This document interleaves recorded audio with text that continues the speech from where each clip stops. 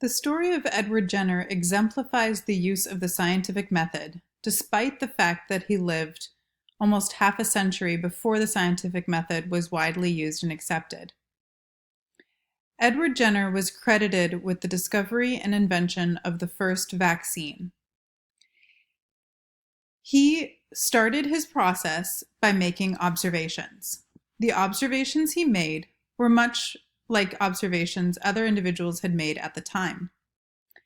He noticed that most people in Europe had contracted smallpox.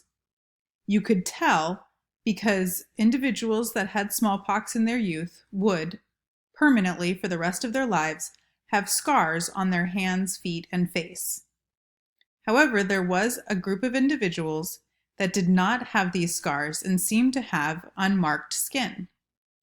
Those individuals were dairymaids, a fairly poor group of individuals, but despite their poverty, did have really nice skin. So he asked them, why did you not have scars?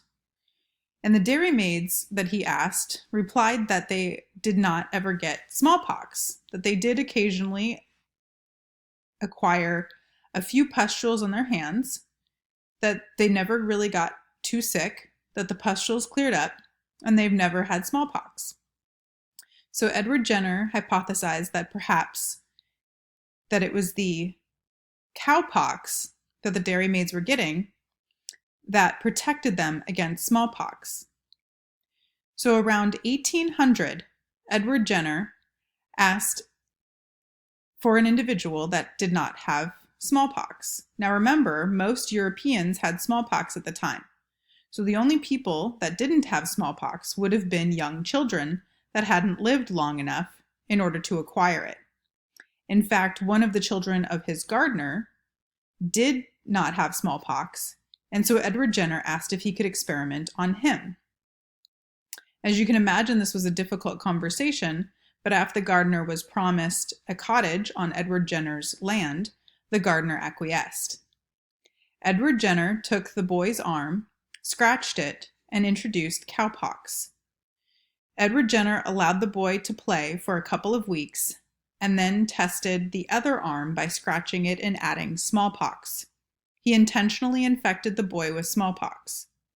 But much to his delight and surprise, the boy did not contract smallpox. Then, just to confirm that this resistance was long-lasting, Edward Jenner, 6 months later, came back and tested smallpox on the boy again. Again, the boy did not come down with smallpox. Word then got around that cowpox may allow for immunity or resistance to the deadly smallpox. More parents then signed up their children, and this experiment was repeated over and over again. Over the next 150 years, vaccines against smallpox were developed. In fact, they were called vaccines because the initial source was from a cow, and cow in Latin is vacca. Subsequent, more technologically advanced vaccines did not come from cows, but were other versions of smallpox vaccines. Eventually, by the 1950s, the World Health Organization started disseminating smallpox vaccines around the world. And it became so common to get vaccinated against smallpox that the cases of smallpox dropped dramatically until 1978, when smallpox was declared completely eradicated. In fact, smallpox is the only disease in humans to be completely eradicated from the planet. It still exists in government labs, but it's completely gone from the natural world, which is why the only individuals vaccinated against smallpox these days are individuals in the military who may be concerned about contracting smallpox as a result of a bioterrorist weapon from enemy armies. But the average citizen is no longer vaccinated by smallpox because there is no longer a risk of getting infected by this deadly disease. all thanks to Edward Jenner and vaccines.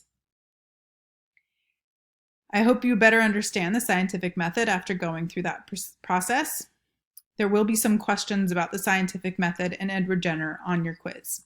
So make sure you study that as well as information from the text.